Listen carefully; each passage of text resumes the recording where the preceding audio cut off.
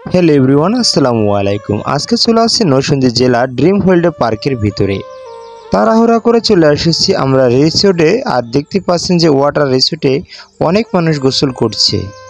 ঢেউয়ের তালে তালে সবাই গোসল করছে, বিনোদন করছে, যে যেমন পাচ্ছে সাঁতার কাটছে। খুবই সুন্দর একটি পরিবেশ।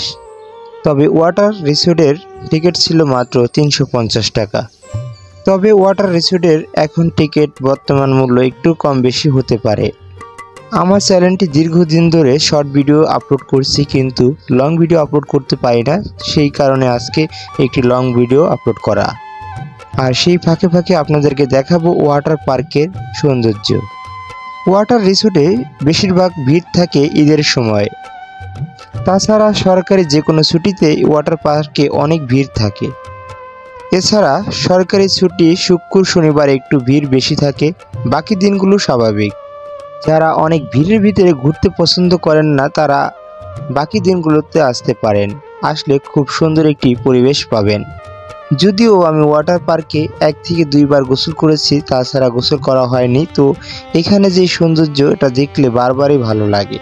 সেই কারণে ক্যামেরা বন্দি করে আজকের ওয়াটার পার্কের রিসোর্টের ভিতরে যে কিভাবে গোসল করে সেই বিষয়টা তুলে ধরলাম। দেখছেন যে প্রিয় মানুষদের নিয়ে সবাই গোসল করছে এবং লাফালাফি করছে গানের তালে তালে। মানুষ ঘুরে ফিরে মনের আনন্দে অনেক কিছুই করে। তবে সব মানুষের কিন্তু ঘোরা হয় না, মন চাইলেও ঘুরতে পারে না, কারণ টাকা পয়সা সংকটের কারণে। তো ওয়াটার পার্কে যে সিসিটিভি আছে, সেখানে আমরা কিছু ধারণকৃত আগের ভিডিও, যেটা এখানে প্রজেক্টের মাধ্যমে দেখানো হয়েছে, সেটা আপনাদেরকে একটু দেখাবো। তো দেখতে পাচ্ছেন যে ড্রিম ওয়ার্ল্ড পার্কের ড্রিম আই, এটা হচ্ছে ওয়াটার পার্কের মেন গেটটা, সেটা আপনাদেরকে একটু দেখালাম। তো বিশাল বড় এরিয়া ওয়াটার পার্ক।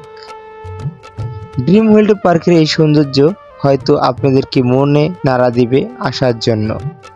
আর আমার ভিডিওগুলো যদি আপনাদের কাছে ভালো লাগে, অবশ্যই আমাদেরকে কমেন্ট করে জানাবেন।